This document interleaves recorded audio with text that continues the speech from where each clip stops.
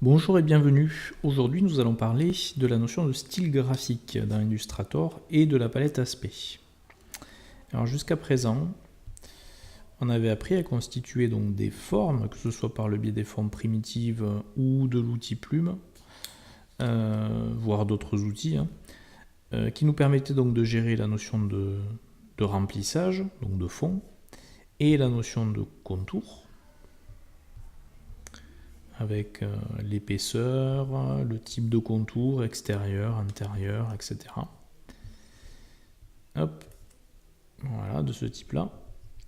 Et on avait vu qu'on pouvait appliquer aussi des effets au-dessus de nos formes. Donc effets qui s'appliquaient dynamiquement, qui seraient appliqués dynamiquement sur votre forme, ce qui fait qu'à un moment donné, vous pouviez être amené à décomposer l'objet, en passant par objet décomposé, pour réobtenir quelque chose de vectoriel, et non plus un effet appliqué. Mais sachez qu'il est tout à fait possible de manipuler un petit peu plus en détail ces formes-là, de multiplier même leurs contours, leur fond, leur remplissage, de multiplier les effets, d'appliquer les effets uniquement sur la partie voulue de la forme, donc sur un contour donné, sur la globalité ou que sur un fond, en manipulant ce qu'on appelle la palette aspect. Alors la palette aspect, on l'a déjà un petit peu vu très rapidement quand on avait parlé des effets 3D. C'est cette espèce d'ellipse avec un contour en pointillé ou en tiré. Vous pouvez aussi la retrouver dans fenêtre et aspect d'ailleurs. Donc là voilà. Et son rôle en fait c'est de récapituler ce qui constitue la forme sélectionnée. Donc là cette forme sélectionnée en gros elle est constituée d'un contour bleu de 12 points et d'un fond rouge et d'une opacité par défaut. Alors l'opacité par défaut, si je clique dessus, elle est de 100%, c'est-à-dire la forme est entièrement visible. Et vous voyez, vous pouvez même, en cliquant sur les petites flèches ici, voir un peu plus en détail ce qui se trouve dans le contour. Et on peut aussi, par exemple, ici, gérer une opacité spécifique pour le contour. C'est-à-dire que là, j'applique une opacité de 53% pour le contour, mais pas pour le fond. Le fond, lui, a toujours une opacité de 100. Et vu que le contour ici est réparti entre l'intérieur et l'extérieur, c'est-à-dire au centre de la forme, on a donc une partie du contour qui laisse entreapercevoir le fond rouge. Donc ça, c'était pas possible à manipuler de base. Il faut vraiment passer par la palette aspect.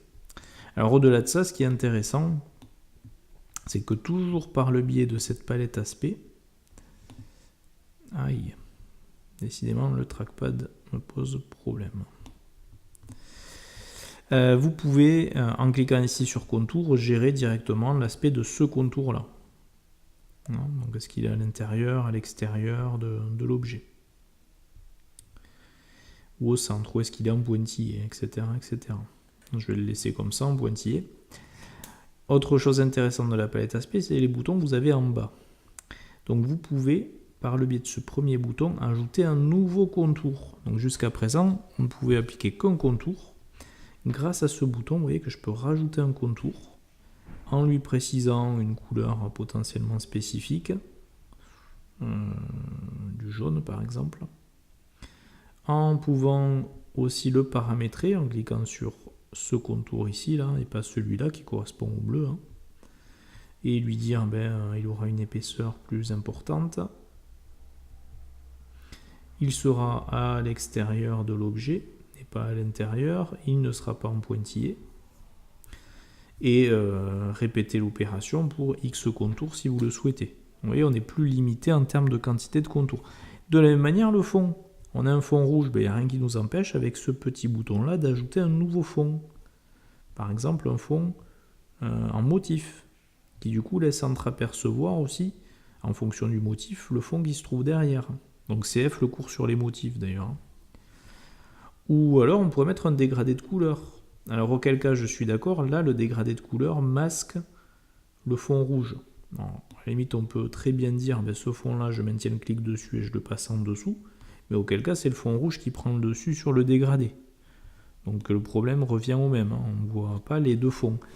Alors à ce moment là ce que vous pouvez faire c'est rentrer à l'intérieur par exemple du fond qui est au dessus, là c'est le fond rouge, et en cliquant sur opacité, soit faire varier la transparence de ce fond rouge, pour permettre quand même d'entreapercevoir le fond dégradé, ou carrément modifier par le biais de cette liste déroulante ce qu'on appelle le mode de fusion de ce fond.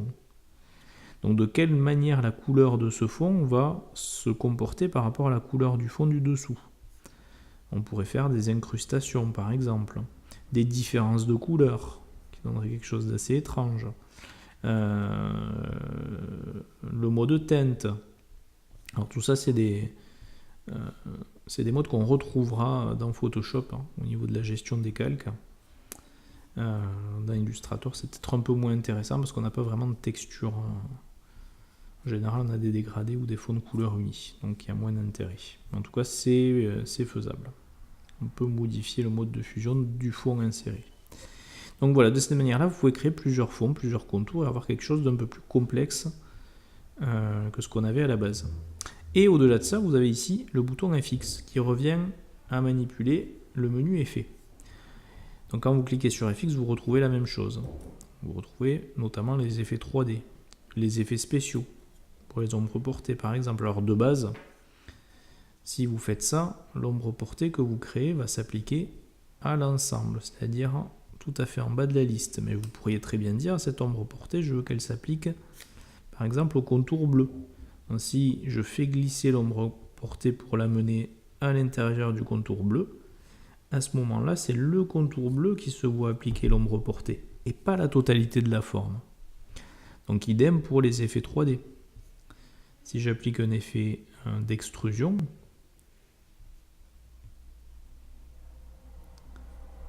donc de base, c'est toute la forme qui se trouve placée en 3D, sauf si je dis non, je veux que ce soit mon contour jaune, et je fais glisser mon effet 3D sur le contour jaune. Et à ce moment-là, on remarque quoi? Que le contour jaune se voit appliquer donc l'extrusion, mais pas le reste des éléments. Et on peut à tout moment, en décomposant l'intérieur ici du contour, en cliquant sur la petite flèche, retrouver notre effet 3D et cliquer dessus pour le retoucher. Par exemple, je vais le mettre vraiment comme ça. Voilà. On voit bien que seul le contour se voit appliquer l'effet.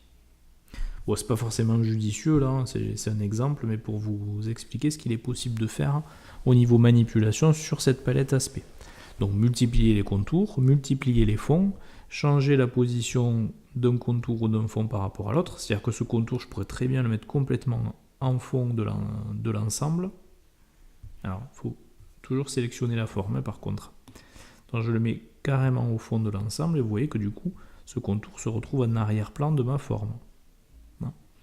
Ça, c'est des choses qui sont tout à fait possibles. Ou ici, entre le fond rouge et le fond dégradé. C'est pour ça qu'on le voit en pseudo-transparence, puisque notre fond rouge se voit appliqué en mode superposition de couleurs. Alors l'autre gros intérêt de l'aspect, c'est que du coup, on va pouvoir, à partir d'un aspect créé, mémoriser cet aspect sous forme de style graphique pour pouvoir réappliquer le style sur n'importe quel élément qu'on créerait derrière. Donc par exemple, je vais partir d'une forme primitive, je veux un fond rouge et le contour qui soit à l'extérieur et pas en pointillé. Je veux ensuite rajouter un contour qui sera lui en couleur,